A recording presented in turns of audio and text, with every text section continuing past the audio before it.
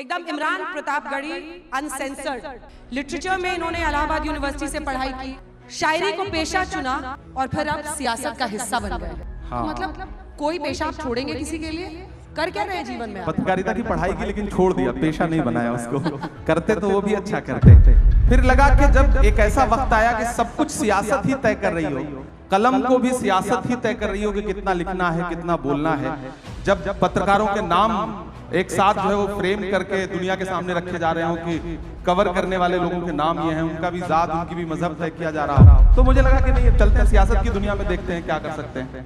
तो अब शायर कितना बचा है और कितना सियासतदां हो गए हैं इमरान प्रतापगढ़? मैं कोशिश कर रहा हूं कि शायर और सियासतदां कितना हो जाएं, उससे ज्यादा जरूरी है कि मेरे अंदर का इंसान कितना बचा हुआ है। इस दौर की जो सच्चाई है कि एक अकेला क्या कर लेता, एक अकेला क्या कर लेता, एक अकेला क्या कर लेता,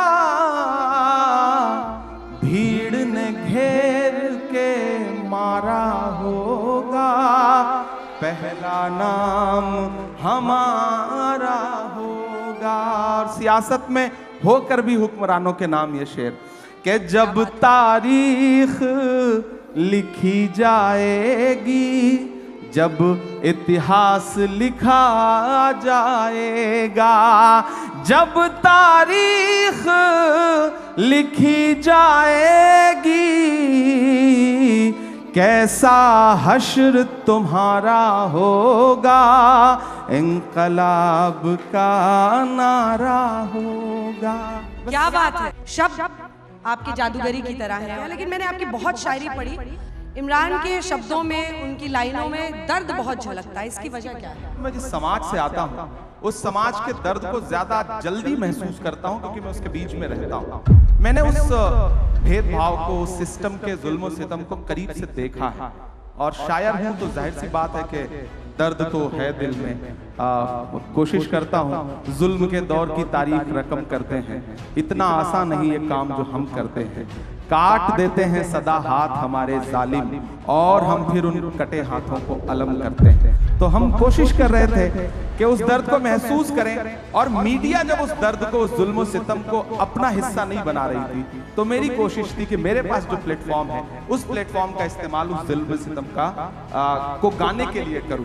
मत समझना कि मैं गीत गाता रहा, मैं तो जख्मों का मातम मनाता रहा, ये समझ करके जालिम पिघल जाएगा, मैं तरन्नुम में मातम मनाता रहा। तो मैं मातम मनाता था, लोग उसको सुनते थे, पसंद करते थे। ये जुल्म हो किस पर रहा है?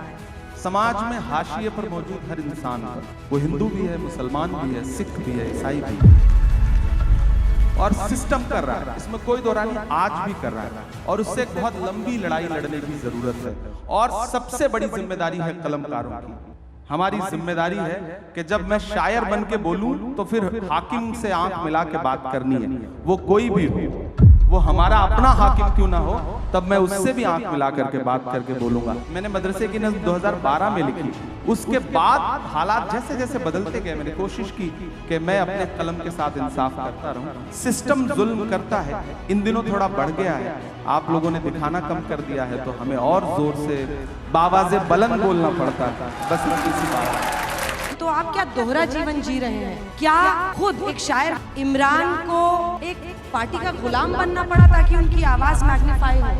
कई शायर ऐसे हैं जो आज भी ये मानते हैं कि हमें पार्टी और सियासत से कुछ नहीं लेना देना, उनकी कलम में क्या कम ताकत। पहले तो आपके सवाल में जो शब्द है, आप आज तक में नौकरी कर रही हैं तो आज तक की गुलाम थोड़े ही है। मैं पार्टी के साथ काम कर रहा हूं। कभी मुझसे ये नहीं कहा गया कि इमरान तुम मुशायरों में जाके क्या पढ़ रहे हो, तुमने ये क्या बोल दिया, यहाँ पाबंदी, ये मत करो, ऐसा मत करो, भाषण क्या दे रहे हो, किस विषय पे बोल रहे हो।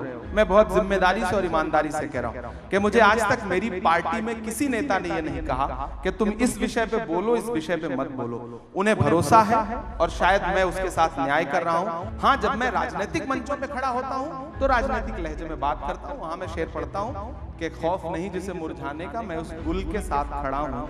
कैसा भी दौर आए लेकिन मैं राहुल के साथ खड़ा हूँ। कल भी खुल के साथ खड़ा था, आज भी खुल के साथ खड़ा हूँ। कैसा भी दौर आए लेकिन मैं राहुल के साथ खड़ा हूँ। तो मैं वहां अपनी बात रखता हूं, लेकिन बाकी जगह पे मुझे स्वतंत्रता है। इतनी तारीफ मैं कांग्रेस पार्टी की इसलिए करूंगा, जो अपनी पुरानी आपकी दुनिया है उस दुनिया को छोड़ो मत, राजनीति में आकर के पूरी तरह से राजनीति के मत हो जाओ। मुझे ये चीज मतलब ये राहुल जी ने मुझसे कही है, मैं इस मंच मतलब बता रहा हूं, तो मुझे ये चीज अच्छी लगती है। वो इतनी स्वतंत्रता वहां पर है कि आप लिख पढ़ सकते हैं, बाकी जगहों पे मुश्किल है। तो मैं अपनी नई नस्लों से एक बात, सोशल मीडिया आपकी बात पहुंचाने का एक जरिया बन गया, बहस का प्लेटफॉर्म नहीं है। वहां बहस मत करिए। आपको ट्वीट करना है, आपको फेसबुक पे कुछ लिखना है, इंस्टा पे कुछ लिखना है, लिख दीजिए, डाल दीजिए, अपनी बात पहुंचा दीजिए, उस पर रिप्लाई करने मत जाइए। कमेंट पढ़ने की जबरदस्ती कोशिश मत करिए, और पढ़िए भी तो किसी को रिप्लाई मत करिए। आप रिप्लाई करेंगे और आप सोचेंगे कि सामने वाला आपसे सहमत हो जाए, तो वो तो ऑलरेडी उसका तो काम है ना, वो एक पूरी पेड टीम बैठी है। तो ऐसे में उससे बहस मत करिए, लड़िए मत, अपनी बात रख लीजिए, तो शायद बचे रहेंगे। लेकिन आपको जीना भी है, मीडिया तो आपको दिखाएगा नहीं, तो सोशल मीडिया का सहारा भी लेना है।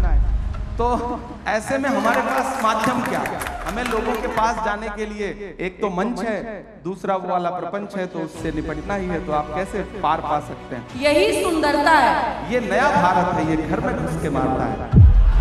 यहाँ पे बैठे हैं, मंच हमारा है, बाकियों का प्रयास यहाँ मत निकालिए। हम यहाँ अगर आए हैं ना, तो आपने हमें बुलाया है, हम तब आए बिल्कुल, हमारे हैं। हम मेहमान हैं आप। हमने कितने खास सांचों में बुलाया ढल के आए हैं, कितने सांचों में ढल के आए हैं, ख्वाब की तरह पल के आए हैं। तुम सिफारिश से जहां पहुंचे हो, हम वहां खुद ही चल के आए हैं। तो हमें तो बुलाया गया है, हमें तो बुलाया गया है। क्या राजनीति में आना जरूरी हो गया था इमरान? बिल्कुल जरूरी हो बहुत गया। सारे शायर ऐसे हैं जो मानते हैं कि अपनी कलम को आजाद रखना किसी भी एक पार्टी की विचारधारा से उनकी पूरी जिंदगी का लक्ष्य होता है। आप जिस दौर में जी रहे हैं, ये कहना कि मेरा सियासत से कोई लेना देना नहीं है, ये सबसे बड़ी सियासत है। जो भी ये कह रहा है वो सबसे बड़ी सियासत कर रहा है। वो अपने आप को सबका रखना चाहता है। आज का दौर ऐसा है कि आप सिर्फ जुल्म को बुरा मत कहो, जालिम को बुरा मत कहो, जो अच्छा है उसका साथ भी दो। हम सिर्फ फेसबुक पर, ट्विटर पर, इंस्टा पे पोस्ट कर देते हैं, ये मामला हुआ, ये बड़ा गलत हुआ। जिसके साथ गलत हुआ उसके साथ खड़ा कौन होगा? पहले होता था, बड़े बड़े प्रोटेस्ट होते थे, आंदोलन होते थे, हुकूमतें झुकती थी। अब क्या है कि हमने फेसबुक पे एक पोस्ट लिख दिया, ट्विटर पे ट्वीट कर दिया, हमें लगता है हमने अपनी जिम्मेदारी पूरी कर ली। नहीं, हमें सड़क पर भी उनका साथ देना है। और अगर मैं संसद में भी गया हूं, तो मैंने सबसे पहले यूनिवर्सिटी के बच्चों की फीस वृद्धि के खिलाफ संसद में जो पहली स्पीच की मैंने वो वहां पे की।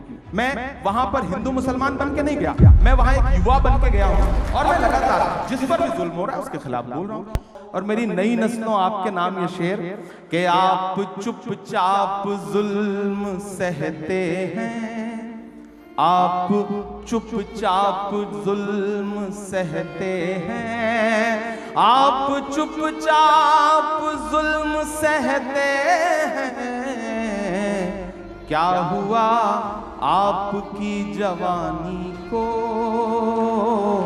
क्या हुआ आपकी जवानी को, बद्दुआ दे रहा है पानी को। कनेक्ट कैसे करते हैं लोगों से? मतलब एक शायर वहां खड़ा होता है या पॉलिटिशियन खड़ा होता है? लोग मुझे सुनने आते हैं, देखने नहीं। मेरे साथ यह है कि जो आवाम आती है मुझे सुनने, वो लाई हुई भीड़ नहीं होती, आई हुई भीड़ होती है। तो मुझे कनेक्ट करने में कोई दिक्कत नहीं आती। कितनों को सिखाया ये बताइए। असल बात ये है, राहुल जी को भी सिखा रहे हैं, नहीं सिखा रहे? सबसे पहले तो मैं देश की पार्लियामेंट में पहुंचा हूं, और पिछले 2 साल की पार्लियामेंट की तमाम जो स्पीचेस हैं उठा के देखिए, आपको लगेगा कि सारे लोग शायरी सुना रहे हैं। खरगे साहब शायरी सुना रहे हैं, धनखड़ साहब शायरी सुना रहे हैं। एक दिन तो धनखड़ साहब ने, यानी चेयरमैन साहब ने राज्यसभा के, फाइनेंस मिनिस्टर से कहा कि क्या इमरान प्रतापगढ़ी की शायरी पर टैक्स लग सकता है क्या? वो आप वो वीडियो उठा करके देखिए। तो आप कोई भी शेर सुनाता जिसको मैंने शेर ना भी लिख के दिया हो, तो चेयरमैन साहब को लगता है कि मैंने ही लिख के दिया होगा। मोदी जी भी शायरी सुनाते हैं कभी कभी, अडवाणी जी ने भी कभी कभी शायरी सुनाई है। तो मुझे लग रहा है कि आने वाले दिनों में और कुछ लोग सुनाने लगेंगे। मैं तो कोशिश करूंगा कि राहुल जी भी सुना। अब आडवाणी जी का क्रेडिट मत लेने लगिएगा। हम किसी की क्रेडिट नहीं ले रहे हैं, उसकी क्रेडिट हम आपको दे रहे हैं। क्या कह रहे हैं? वो कहा कह रही हैं, वो कह रहे हैं कि हम खड़े हैं मोदी जी के तो साथ। अच्छी बात है, मैं कहाँ करूँ? हालांकि वो खड़ी नहीं हो तो बैठी हैं। वो तो खड़ी नहीं है, वो तो बैठी हैं। मोदी मोदी के नारे लगा रहे हैं वो लोग, लेकिन देखिए अच्छी बात है, हर लगाए। तरह की विचारधारा मुझे तो अच्छा लग रहा है ना कि मैं उनके बीच में आके भी कविताएं सुना रहा हूँ। ये शब्दों की ताकत है कि मैं उनके बीच में भी खड़ा होकर के कविताएं सुना रहा हूँ, और मैं सुनाऊंगा। ये तो अच्छी बात। मैं तो पार्लियामेंट में मोदी जी बैठे रहते हैं तब उनको भी सुनाता हूँ। मैं तो उनसे पूछता हूँ कहाँ सोया है चौकीदार, विजय माल्या नाक के नीचे से हो गया फरार, कहाँ सोया है चौकीदार। अमीर इमाम का एक बहुत अच्छा शेर है कि आए हैं और शान से आए हुए हैं हम, आए हैं और शान से आए हुए हैं हम, मिट्टी में आसमान से आए हुए हैं हम, सीना महक रहा है तो हैरत है किस लिए, फूलों के खानदान से आए हुए हैं हम। तो दरअसल हम आए उसी दुनिया से। इतिहास में पहली बार विपक्ष के 146 सांसद राज्यसभा और लोकसभा मिला के सस्पेंड हुए। हम निकले तो मीडिया के साथ ही बाहर खड़े थे, तो उन्होंने व्यंग्यात्मक तरीके से कहा कि सस्पेंड हो गए। तो हमने कहा भाई आज सस्पेंड ना हुए होते तो अपनी नजरों में गिर जाते हैं, ऐसा लगता कि बुज़दिलों में नाम शुमार हो रहा है, बहादुरों में नहीं। तो बोले आप शायर हैं, शायरी की भाषा में बताइए। तो एक नज्म कही मैंने वहीं पर कि जख्म पर जख्म खा के निकले हैं। ये संगीत वाले भी जो साथी बैठे हैं मुझे उनका भी साथ मिले कि जख्म पर जख्म खा के निकले हैं, हाँ मगर मुस्कुरा के निकले हैं। सर झुकाने का हुक्म जब आया, सर झुकाने का हुक्म जब आया, और भी सर उठा के निकले हैं, और भी सर उठा के निकले हैं। और सस्पेंड होके आए थे तो गुस्सा था, तब ये शेर पढ़ा कि हर सितम का जवाब आएगा, देखना इंकलाब आएगा। कल आ ही गया ना कि हर सितम का जवाब आएगा, देखना इंकलाब आएगा। अच्छे दिन का किए थे जो वादा, उनका दिन भी खराब आएगा, उनका दिन भी खराब आएगा।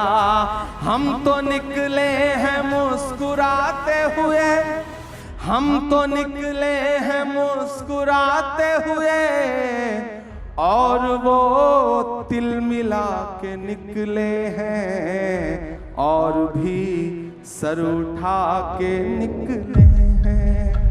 क्या बात है, ये बात आपको जुदा करती है बाकी राजनेताओं से। तालियों के साथ बहुत बहुत अभिनंदन इमरान प्रतापगढ़ी जी, आप मंच पर आए आज तक के हमारे मेहमान।